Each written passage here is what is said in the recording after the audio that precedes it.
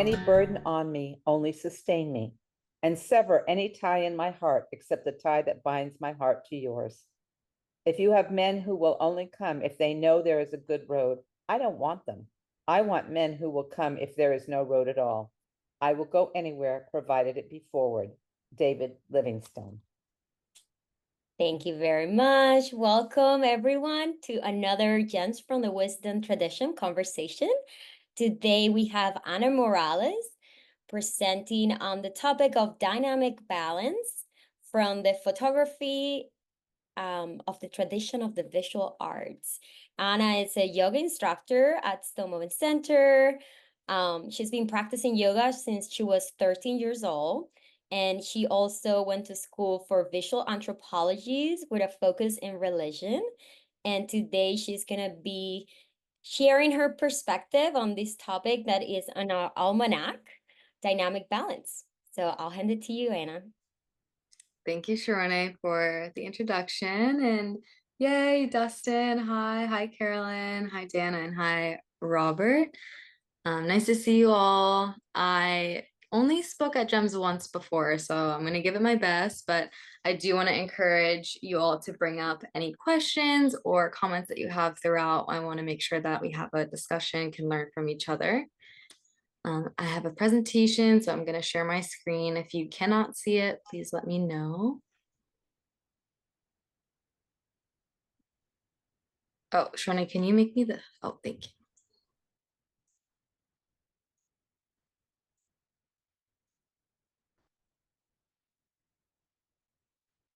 Can you see this? No. No. Give me one moment. Technology issues.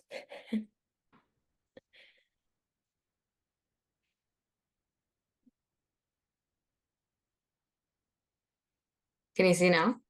Nope. Okay, try again. Yeah.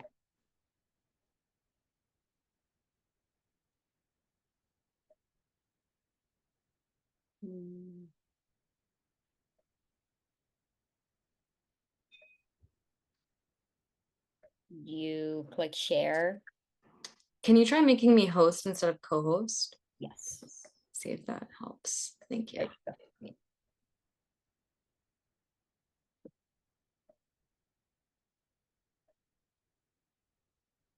Okay, I think this should work. Yay.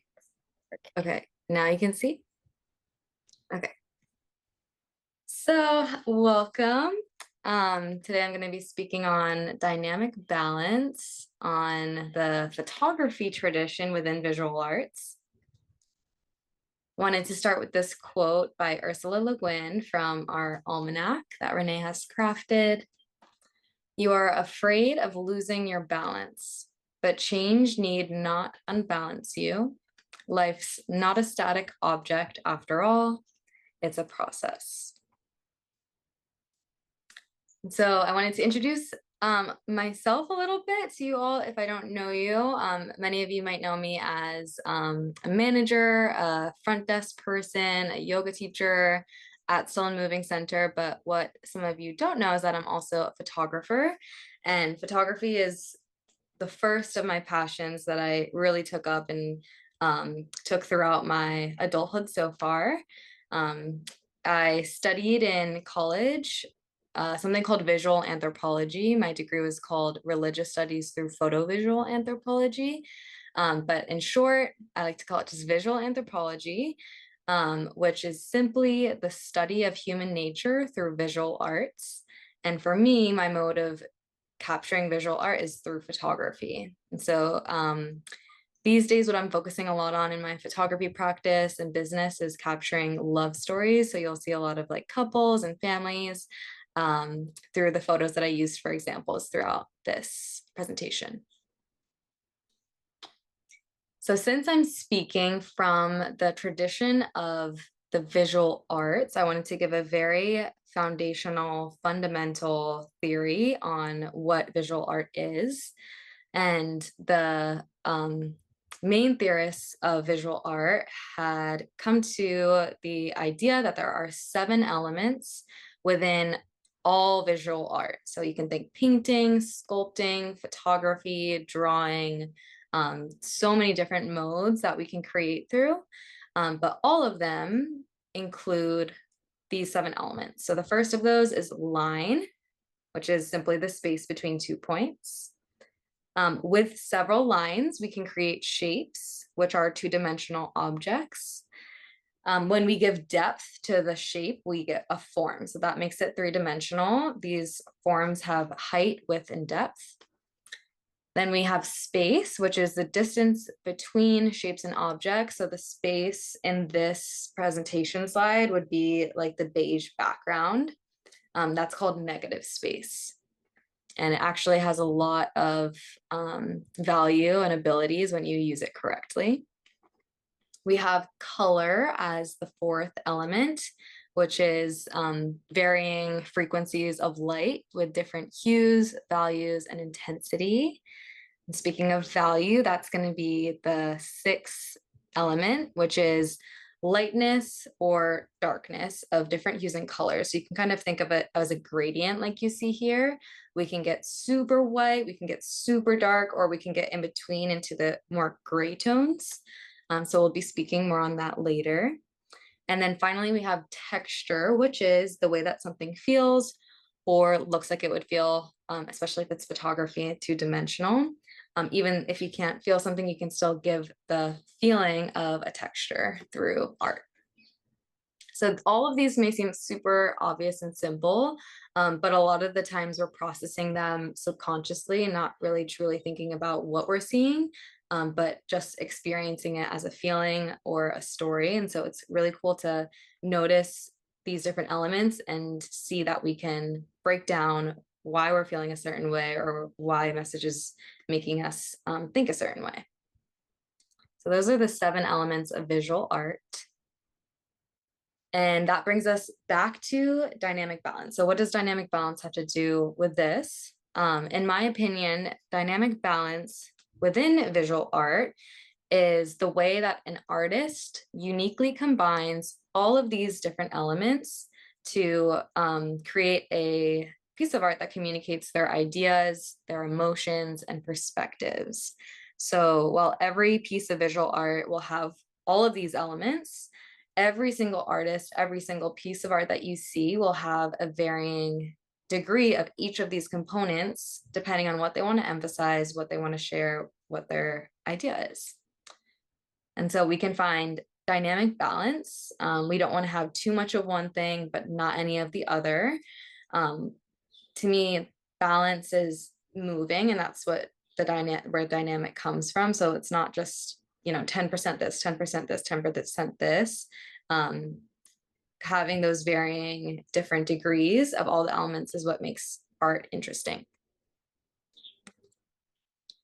So what is dynamic balance in photography specifically? So we've been speaking about visual arts, but wanted to bring up how this is relevant in photography.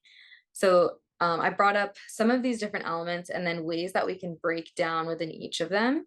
So we talked about this element of tone is another way to say value. So value or tone, we can look at darkness versus light. So in this photo, you can see the very dark part of the cave, the very light part of this girl's dress, and then the in-between of the more gray tones, more neutral rock around them. So we have a lot of contrast there, a lot of darkness and light that gives the perception of depth and form of 3-dimensionality. So you can actually see too, if you zoom in, you can see the light at the end of the tunnel that gives the perception of space, even though it's a 2-dimensional photo. We also have shape, which we can look at within composition, which is where the elements in a photograph are placed. And we can have symmetrical shape and asymmetrical shape. So we'll talk a little bit more about this later, but I like this photo as an example because there is symmetry in some aspect where these two people are bowed down, looking together at their baby, similar shape on both sides, but obviously their bodies are different. They look different. One has height, one's a little bit shorter. the man is further forward and the woman is slightly further back. And that again gives a sense of depth perception. And then we have texture, which I'm gonna talk about in the terms of still versus moving. So capturing motion, and that can be a way to see texture. So in this photo, you can see that some parts of the water seem to be still, where it's more calm, where some parts of the water, you can capture the motion by using a slower shutter speed to show that the water might be moving quickly, and it gives the texture of water moving quick. And here you can see that it's streaming slowly. It looks more still. Finally, this story aspect is not technically an element of visual art, but to me, all of these elements is what makes a story. And so I think that it's kind of the product of using all of the elements, especially in visual anthropology, when our goal is to learn about human nature and share that through photos. We want to talk about what a piece of art is sharing in terms of a story. And we can look at what is seen versus what is unseen in photography. So for this photo, shout out to Mary Bird. It's her birthday today, so just want to give her some extra love. But I put this photo of her because I can see Mary here. I can see that she's dancing. But I also see that there's two other people in the background. So as a photographer, I know that that is Kumumalia and Doris, our other hula teacher. But as anyone seeing this photo, they wouldn't be able to tell who those people are, which adds to the story. And you also might not necessarily know that they're dancing hula, and there's just so much to learn about hula and know about hula that's not in this photograph. So it's good to keep in mind that through art, we can tell one moment, but there's a lot that's also unseen and untold. So finding the balance in all of these: dark, light, symmetrical, asymmetrical, still, moving, seen, and unseen are just a few examples of dynamic balance in photography. So breaking them down, talking about tone, that's darkness versus light, also known as contrast, which is probably a word that you've heard before. So I wanted to give an example of two different types of tones or contrast. So on the left here, you see this photo that we already talked about that has really deep, dark colors in a cave, and then potentially really bright white colors of her dress, and then the in-between of the rocks around them. So I would consider this photo to be high contrast with really dynamic tonality, really dark darks, really white whites, and then a lot of in between. Whereas on the right-hand side, you can see that there's a lot more softer gray tones. There's not a lot of parts that look super dark or super light. It's more subtle and soft. And so I would consider this to be a low contrast photo. And it's interesting because through time, trends come up that favor certain styles of photos. So I would say, like over here on the left, this is kind of like in early 2000s, maybe 5 to 10 years ago, super high contrast, super saturated photos were kind of more in trend. Whereas this photo on the right, I see that more soft, subtle, low contrast tones are very popular these days. So our photos are kind of like a time capsule in that way, where not just the subjects in the photos, but the way that they're taken and edited can tell a lot. So that's just taking a deeper look at tone, one of the elements of photography. I like this quote by Conrad Hall: "Contrast is what makes photography interesting."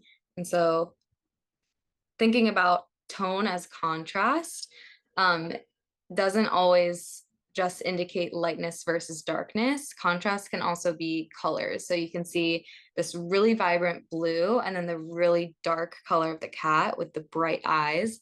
That's contrast as well. This is a photo taken in Chefchaouen, as a northern city in Morocco, that's painted blue to represent the holiness of the sky by the people who settled there. So I think that that's just a cool example of a different type of contrast. Okay, moving forward to our second element, shape, looking at symmetry versus asymmetry. So when we're photographing nature, anything natural, we never have perfect symmetry, but we can tend towards a more symmetrical photo versus an asymmetrical photo. So on the left-hand side, you see a woman, her name is Anahata. She's a Kundalini yoga instructor. And the left side shows an example of a very nice symmetrical photo. Whereas on the right-hand side, we have some asymmetry going on. So symmetry is really great when we want to make our viewer feel calm, relaxed, at ease, like it's really easy to look at. Whereas asymmetry helps our viewer to be more interested, intrigued, to move their eyes around the photo or piece of art and to think a little bit more. So depending on the experience you want to give the viewer, you can favor symmetry and asymmetry and kind of find the dynamic balance between those two. So you can see also that there is lines, which is that first element of visual art in this second photo. You can see the line from Anahata's eyes to her thumb, from her left elbow to her right hand, from her left ankle to her right hand as well. All of these lines are pulling our eyes to this point in the photo. Whereas here, we could just kind of look in the center and that's where our eyes stay. So speaking on asymmetry, again, you can choose one or the other depending on what you're trying to give the experience to the viewer. For my photos, I often like to try to tell a story, and I like for the viewer to move their eyes around the photo rather than just being stuck on one point. And so one way that we can promote asymmetry and making our viewers think and feel more is using something called the rule of thirds, which you may have heard about before. The rule of thirds is a rule in photography and art where we cut our lens or our viewfinder into 3 columns and 3 rows to make 9 squares. And if we wanted to make a symmetrical photo, obviously our subject would lay somewhere in here. Whereas if we want to move the viewer's eyes, the points here will satisfy our eye and make us move around the image. So let me show you what that looks like here. When I drag it over the photo, you can see that I wanted to bring the viewer's eyes right here to where the mom is kissing her new baby on the head. And you can see that the husband's eyes are kind of looking down towards that point as well. And then from there, our eyes can move around the photo. This is a tool you can bring up on your phone for most phones and cameras if you want to use it when you're taking the photo to have a guide of, okay, this is where I want my subject to be in the upper right-hand corner, maybe the lower left-hand corner to build on your asymmetry. Okay, moving forward to another element, which is texture, the way that something feels. Looking at still versus moving. Over here on the left-hand side, not perfectly still because we're in nature, but you can see that the dandelion, I think is how you call it, is pretty clear and still. Whereas on the right-hand side, you can understand that there's motion going on. You can see that she's blowing onto the dandelion. You can see objects in the front of the lens and then also in the back. And that's our depth of field, is showing that there is space or form, which we talked about before being 3-dimensional. So that one's nice and quick, just still versus moving. That's a way that we can balance and find texture. Last element that I wanted to talk about is the story. So the way that all of these elements come together, we tell stories through our visual art, through photography, painting, jewelry making, ceramics, whatever your art form is. To me, this is the most important one. And in visual anthropology, it's been a pretty controversial field where you know, we're relying so much on these visual forms to tell us stories, but we can't disregard so many other factors that come into play, and we can't disregard the knowledge that we don't know. So I just want you to take a moment to look at these photos and think of maybe what you see, maybe the story that comes to mind for you. Does anybody have a story or something that they feel when they look at these photos, or an idea of what was captured? You can speak up. It makes me feel a little sad, almost like they're working too hard or too much. Mm-hmm. The one in the middle makes me think of a grave. Mm-hmm. Yeah, Interesting. yeah. Thanks. Anyone else?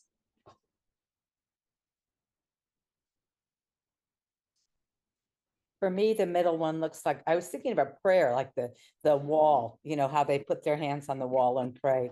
I can't Mhm. exactly see the other two very well to get in. I mean, I'm not seeing the detail enough to get a feeling for it. Mm-hmm.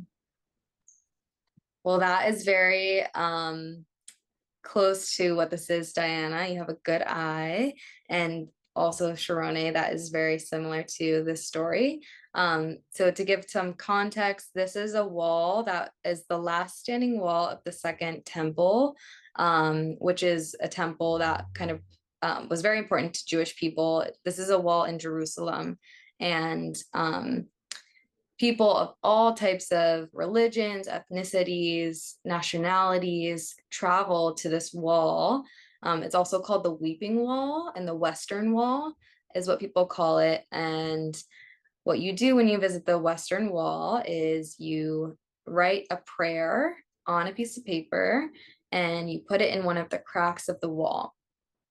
Once you have your prayer in the wall, you place your hand on the wall and you say your prayer.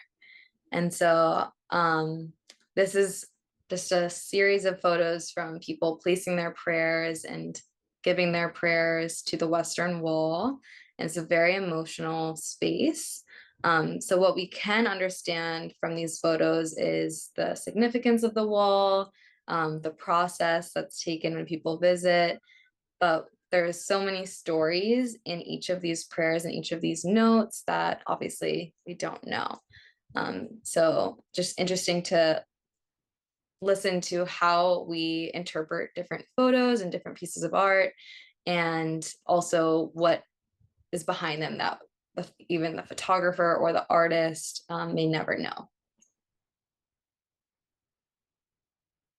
So to close, just wanted to come back to the idea of dynamic balance. So dynamic balance is using each element in harmony to share a unique story, feelings, or a perspective through our art. So I feel like the way that we can understand dynamic balance in art, again, is using all of these elements in harmony, meaning that it's always changing, it's always different depending on the artist, the medium, the time, and finding a balance between all of those to create effective, meaningful art to share. I want to give a challenge to you all, just to make it kind of interactive and fun. So I challenge you to either use your phone now, or if you have a camera nearby, you can try that and take a photo of anything around you. Or if you have a photo on your camera roll, you can pick that out now. And then we can talk about what we see in each photo, whether it's just something like a line that is moving your eye. Maybe you find the rule of thirds that you used. Maybe you find tonality, the darkness to lightness. Maybe you find symmetry or asymmetry. All of these elements are in every single photo. So it shouldn't be hard to find. And I think just going back to what I said before is that these things are kind of obvious in a way. They're not really like mind-blowing ideas, but it's little things that happen subtly without us even being aware of the processes in our mind. So I'm going to put this screen back on so you can remember all of the different elements. And then as you're ready, feel free to share your photo and what you see as far as dynamic balance in one of these elements.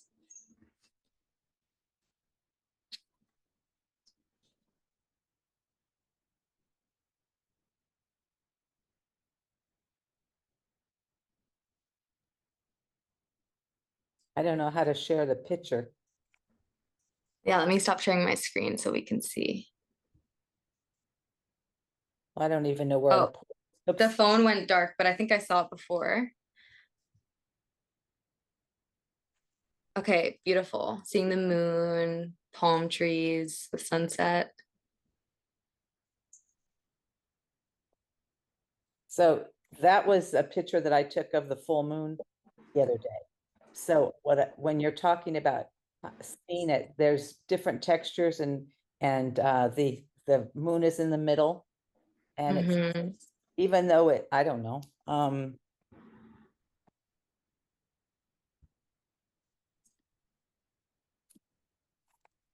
that's my picture. That's gorgeous. Thank you for sharing.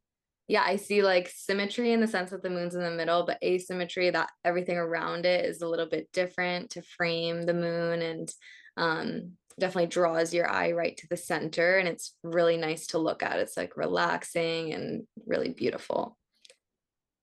Thank you. Does anyone else want to share a photo? I don't have my phone. Oh, that's okay. I want to say that I also like on that picture of Diana what you said, like how the pictures before were a little more warm and have that like darker like contrast, and now they're a little more like cool and brighter, and I can see that in her picture, like a lot of light and more like gray, white colors. Yeah, less contrast. Less contrast. Yeah. Uh-huh. And then more like gray tones, so kind of like softer to look at, not so harsh and dramatic. Yeah, that's a great example.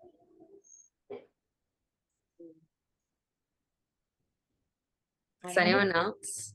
Yeah, I have a picture here.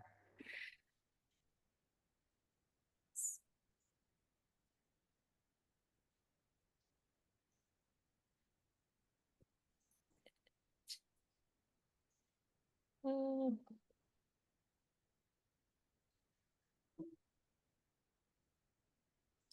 Can I share my screen? Where Yeah. can you- Oh, that's cool, Bob. Wait, Bob, It's kind of auto. I can't quite get it close, but That's good.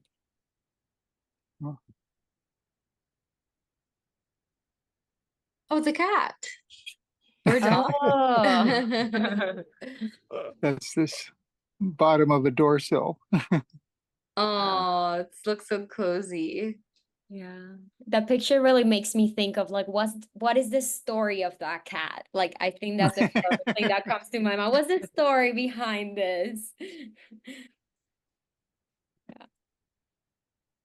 Do you see any particular elements in that, Bob? Well, yeah, I think as you were saying, the three three point situation. I mean, the bottom Uh-huh. of the head kind of draws everything around to that. And Yeah. there is a story. I mean, our cat has, our association of family stuff going all over the place. So, and her black and white is kind of a contrast too. I mean, she has an automatic contrast just because of the way her black and white go up together. That's what I noticed too, is the contrast with her color. She's so cute. She's very photogenic. Thank you for sharing. Sharani, let's see your photo. There's not much behind it. I mean, there is, but that one. That's That looks like a fruit roll-up. that's a powerful picture. I don't know what it is, but it Oh. really is powerful.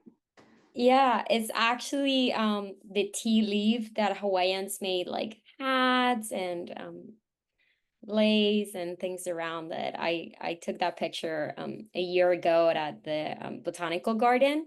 There were some native Hawaiians like talking about it and sharing the story, and I just thought it looked so beautiful. It's like, you know, nature's geometry. So yeah, Beautiful. I love the colors too, very vibrant. Yes, and the texture too. It's like so satisfying to see them rolled that way. Mhm. Thank you for sharing. Mm. Carolyn, did you have a photo? I saw you with your phone. Maybe she stepped Mhm. away. Disappeared. Yeah. Well, I want to open it up. Thanks for participating and taking on the challenge. I know that in art, sometimes it's like so abstract where you're just like, to me, it's just a rock, or to me, it's just the moon. And it's not so deep to go into the different aspects, but that's something that I really enjoy is like understanding kind of like the psychology behind it. I feel like this presentation gave me a good opportunity to dive a little bit deeper. But what do you all think? What are some of the visual art practices that you have? What questions do you have, or what thoughts came up? Well, I wonder, and yeah, well, by the way, thank you very much. It's very interesting to do this analysis of what's going on in a photograph. But when you're going to take a photograph, what is it that are you always looking for the story you want to tell and using the elements to tell that story? Or do sometimes you think that, oh, this is going to give a very interesting feeling of texture? Or, you know, No, I don't think about any of this when I'm taking a photo. I'm just like, oh, that's pretty. Like, it's funny because it's, like I said, it just comes to us naturally. It's not something that we need to calculate or really think about. But afterwards, we are able to think about, okay, the reason that I was drawn to this is maybe because the texture was really nice or because I loved the light versus dark. I do definitely think about lighting, positioning. I think that most of it comes naturally though, you know, in terms of lines and where things fall into place. Yeah, I think we don't need to think so much. I think that the less that we think when we do art, the better we do. That's a good question. Bob? Yeah, I was thinking of American philosopher Suzanne Langner, who has a book called Feeling and Form. And she talks about the form elements as you did, but the feeling element is, she associates much more with symbolism. And as you were going through some of the pointing, you said, oh, this is blue, which obviously has symbolic value. But then it could also be associated with sky, which is very cultural in certain aspects. And so, you know, someone like the stranger looking up at the sky is like a huge feeling for him that goes back into his personal story and his cultural story. So, as you were saying, it may not be conscious, but some of this is very unconscious, both formally, because that's how we organize our visual field, but also this sense of symbolism and meaning that comes. You know, a tree may have a very personally poignant sense for you because you grew up with a tree, you know, you climbed a tree, you did things with a tree, or other people, you know, sometimes solitary and people are different for different people. So, you know, all of that is built into the elements as well. So the feeling and form never are separated. Yes, I love that. And it reminds me what you're talking about with feeling and form and just having so many different interpretations is the reason that I love visual art and photography is because we are all visual learners and we can perceive and make interpretations from light faster than we can make interpretations from what we hear, what we feel. Really, the visual way of communicating is the most quick and the first thing that we really feel. And that's why marketing is so effective. And photos and these commercials that just make you want to cry or make you like laugh at the Super Bowl are so effective is because we're truly visual learners. So even if we're not thinking about it, we are learning through everything that we surround ourselves with, through the things that we focus on visually. And this is not to contradict that, but someone like Helen Keller, who doesn't have visual, it's amazing when she finally broke through and had language and could give a word to what she was feeling, like water. Later on, when you read her, almost all of her associations are tactile. And so when she says green, she can distinguish it, but obviously not visually. She's blind, but she knows grass is green and such. And there again, her tone is going to be very tactile. You'll just see, it's almost for us poetic in which she's talking, because it's true, but not necessarily the way we see things. That's true. That's a great point. I had my audio blocked, so probably didn't hear what I was trying to say earlier, and it's too dark there. But why I was attracted to a photo of a house plant that's over in the corner is because the photo can capture the three-dimensional element, because there are leaves going all different directions, and some leaves are up in the front and some leaves are behind.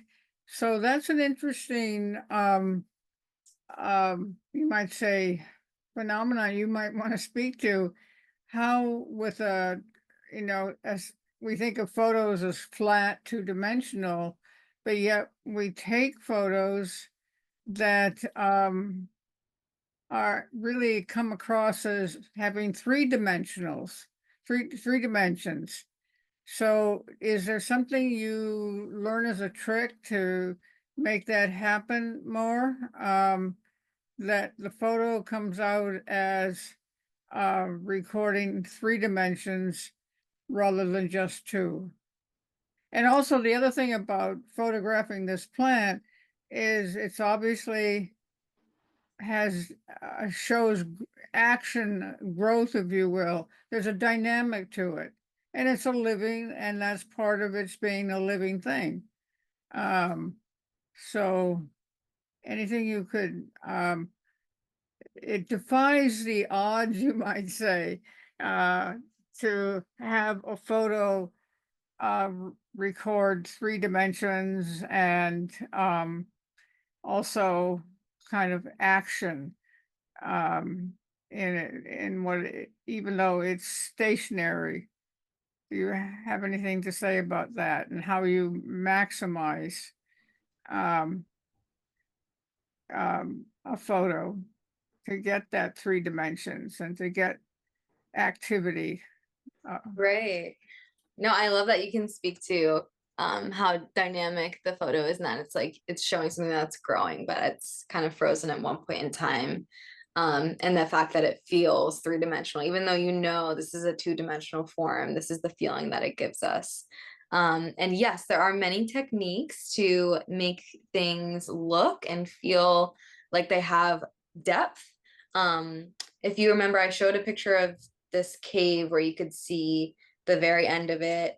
There's like a little dot of light, and just that showing that there's the beginning and the end, that makes things feel like there's more depth to the photo. So I'd say that one of the biggest elements in depth is our value. So like light to darkness. You'll see that a lot in like paintings and sketches, is that when we shade certain parts, that shows the darker side where the light isn't shining, which gives it form. So the elements in the beginning, we talked about line first, which is just one point to another. And we talked about shape, which can be like maybe 3 points, a triangle, a square. And then we talked about form, which is when that two-dimensional shape becomes three-dimensional. In photography specifically, there are many different ways that we use light to shape the things around us. In portraiture, what we avoid is having a light that's directly in front of the face. So if you remember in your school portraits, you sat on a little chair, you faced on an angle, and then you turn your head to the side, and the light was over there. The light is not directly in front of our face, because if it flashes right on our face, everything receives the same amount of light, and then it looks flat, it looks two-dimensional. Whereas right now I have the window to my left that's bringing in light to my left side, and it's shading part of my right side. So you can see that I'm three-dimensional. I'm not 2D object. So depending on where you put the light, if I were to have it right in front of me, I look a little bit flat. Whereas if I bring it to my side, and there are different names, like this is Rembrandt lighting, is when you have a triangle underneath one side of your face. There's different names for the techniques to find that depth. But generally in portraiture, we put the light up, so it gives it a little sparkle on the top of our eye, and we have it on an angle so that we can see some parts are shaded and some parts are lighter, and that will give that depth. You can do the same thing to an apple, a banana, anything that you're taking a photo of or looking at. Does that answer your question? Yeah, no, yes, thank you. Yeah, thanks for asking. What do you all think of this idea of dynamic balance? Dynamic balance. Well, it's very interesting to think of. Well, what I think of it is like in painting, I think of composition, the juxtaposition of all the elements in such a way that you do get this dynamic harmony or balance. I don't know if that's what you call composition or not. Yeah. In fact, are you familiar with a very famous painting by Ansel Adams? Like it's the moon over someplace in New Mexico. It's I a don't know black. if I am. I know Ansel Adams, but I don't know if I know the painting. Let me see if I can find it. It's a picture of a moon over a graveyard in New Mexico. But anyhow, I never tried to analyze why that picture is so intriguing.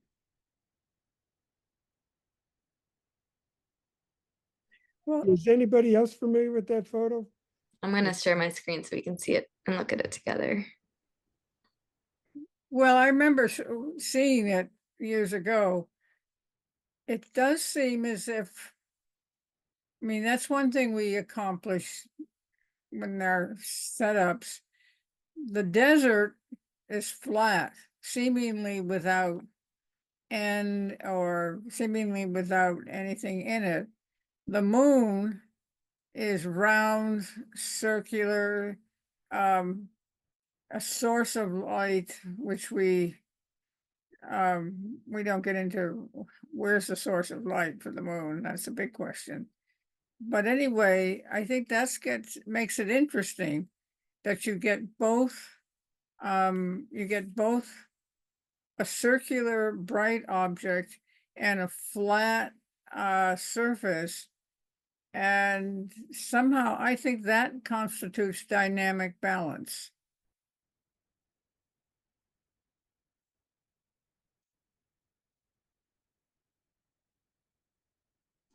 Absolutely. I mean, you can find balance in shapes, but also in colors and in textures and in lightness, and in the story. So if you were to see maybe like flowers growing and then like a big city in the back, that's a lot of contrast between those two different feelings that you get, nature versus city. But this is the photo. Is this the right one? Yes, it is. Where? Yeah. So for me, I feel like I see contrast first, or at least what I feel is like super dark, flat sky, and then these fluffy white clouds. And then, like you said, Carolyn, the round moon, and then the really flat lines that go horizontal across. And then I see texture as well. So like all the shrubbery in the bottom and the rigidness of the mountains, it like makes my eye keep looking. And then it's cool. You can see like a cross over here. Oh, it's a graveyard over here. Yeah, there's a lot to see. It's very vast. Mm-hmm. Yeah, you do have this great sense of space in the photo. Yeah, space as one of those elements too, right? Is like when we have just space with nothing, sometimes it can be so effective. Than if we try to like evenly space the same thing out everywhere, it just is more boring that way. Like I once took a picture of a 2-year-old who'd wandered out in a field, and that little 2-year-old in the field made that field look immense. Mhm. It's like an entire world with this one little being in it. I would love to see the photo. That's contrast too, the tiny little human and the giant big world. Yeah. I also noticed in this photo, it kind of feels like yin and yang with the dark sky and the white moon, and then the more of the white tones and the gray tones. And then the like lines of darkness that you can find here too, and brightness with the houses in the graveyard. Yeah. We don't know how much he doctored this photo or, manipulated the light. Mm-hmm. Yeah. I wonder.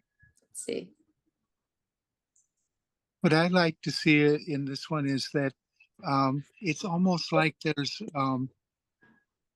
all the presence, the worldliness, all the imagery up below, and then this emptiness of the sky above. And there's kind of a dynamic balance between emptiness and being. And it just seems so appropriate that you have the full moon right in the middle of that, in a sense reflecting, but also in a sense focusing our attention on emptiness and on fullness. So it reminds me of some of the dynamic balance of Buddhism, which almost is a sense of equanimity that, it's so perfectly balanced, you feel equanimity. Yeah.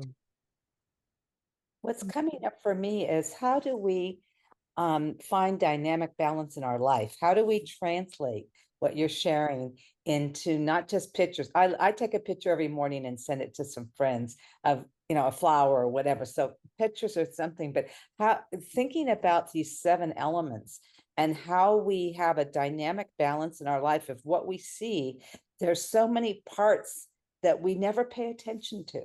And if we're going to be living in this world, just being aware and seeing differently, that's what it kind of brought to me. It's like when you see something, to see it from those 7 elements, or to see our lives, that there's this whole background of stuff going on that we bring together for this dynamic balance in our lives. So that I was just wondering how people felt about how do they bring this dynamic balance into their daily life.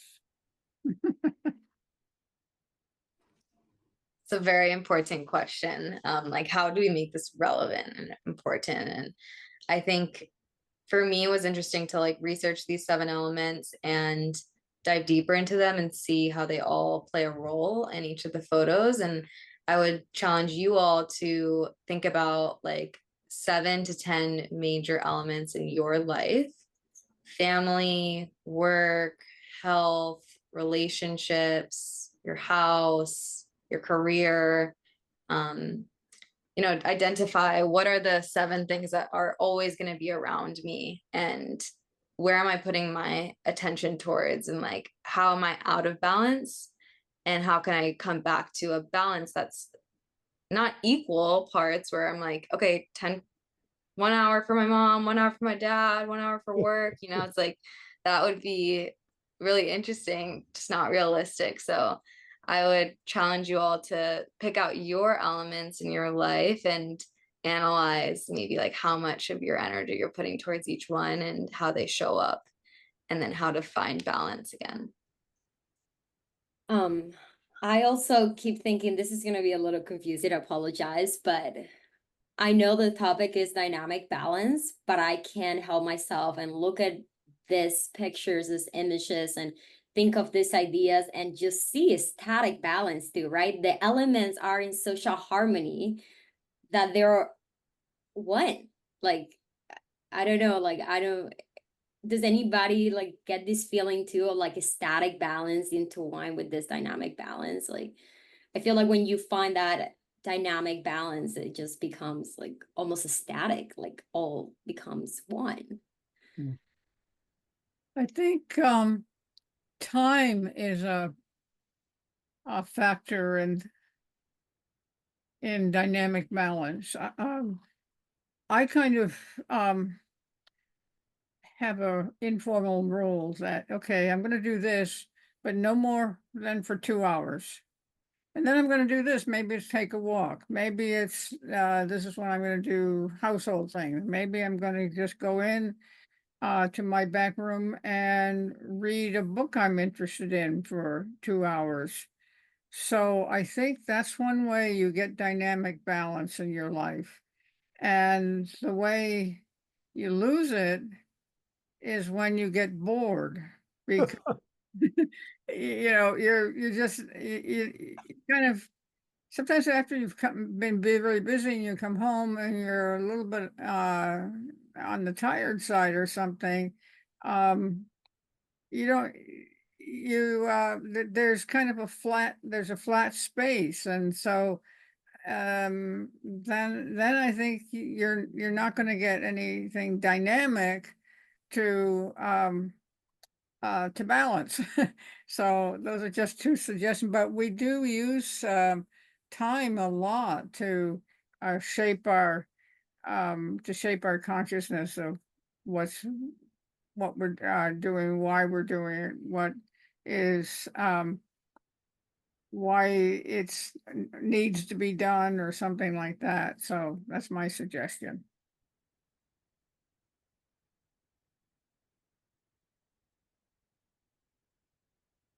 I think it's interesting what you just said in terms of flatness and interesting engagement is that when we look at a photograph, and if you're thinking, well, say you go to a photographic show and which ones really hit you and which ones are kind of flat, like you walk right by them. And it seems to me that one of the things that's there is that you can analyze the formal elements, but then the other side of the form is the feeling. And when it feels like the moon right in the middle of that photograph, that just seems right, appropriate. And that may be true for your life too. When you've got all these elements moving, and yet at one point you just feel it feels right. Compassion feels right as the next step, or generosity, or grieving. So, certain things just feel right in the context of all those forms. So that's another sense. Suzanne Langer talks a lot about that sense of rightness or appropriateness. And the great artist always seems to have that sense of it's right. It's the right contrast. It's the right composition kind of thing. And so you may not be able to articulate it, but it feels right. In some ways, it seems like our whole sensory life is like the flat element of life. All our sensations, perception, sounds, and actually the dynamic part is what's going on within. And it's that perception of the inner life that allows one to bring balance to this a seeming dynamic balance to the flat part, which is our external life.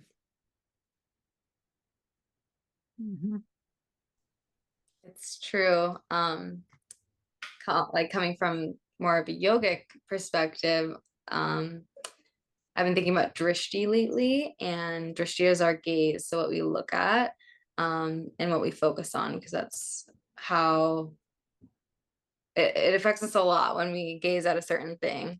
That does come back to the visual component too, but when we look inward, when we close our eyes, if we're in a certain asana or physical posture, we're balancing on one foot, we close our eyes, and when there's so many thoughts going, when there's so much like monkey mind and chatter happening, we're looking at chaos. And when we're looking at chaos, our bodies are not still or stable.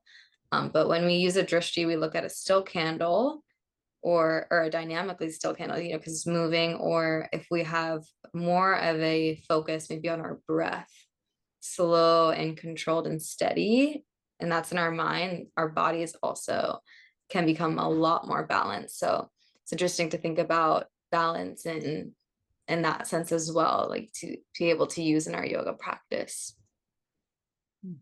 Like stilling our minds, stilling our bodies, but not still, because then we would be dead. Like dynamically still, slower,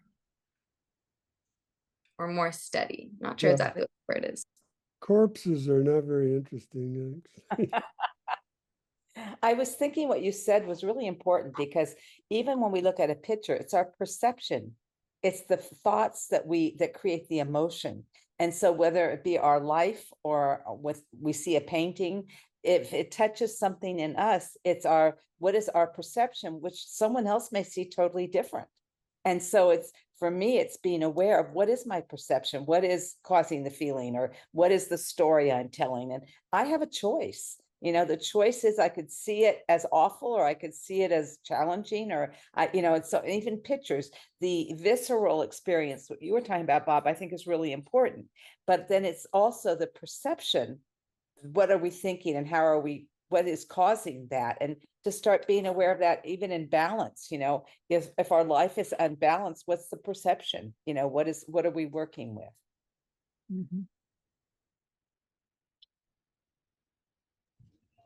Well, I have to leave you all. So this has been very interesting, and thank you so much, and for sharing your fruits of your wisdom that you've gathered over the years. But with a lot of creativity going into the learning experience, it seems to me. So again, thank you. Thank you, Carolyn. Thanks for bringing your questions. And it is almost 4, so I'll just say next week. I don't know if we have a speaker yet. Do we, Renee? Yeah. So first, does anybody want to do a vote of thank you? Some gratitude for Anna. I think Carolyn just did. Oh, great. Yeah. And I also want to do it too. Thank you so much. I think it was so interesting to see this dynamic balance and this perspective of light and darkness and all the colors in between from, the photography point of view, the visual arts. I think, it's fascinating, and you explain it very well. I feel like now I learn better, like how to take pictures and play with colors and textures and values, and super interesting. So thank you so much for that. Well, I it really was appreciate actually incredibly pleasing to just hear you describe these factors. Thank you all. Yeah. So next week, the topic on the almanac would be love and light. There will be no jams in preparation for Diwali. Diwali is the big festival of light we do every year. This year will be in, October 27 on the Sunday. So next week. And I invite you all to come over to the center if you're on the island. If not, you can join us for the live stream. And then after that, the following weekend, the topic will be self-study and meditation. And the presenter is yet to be announced.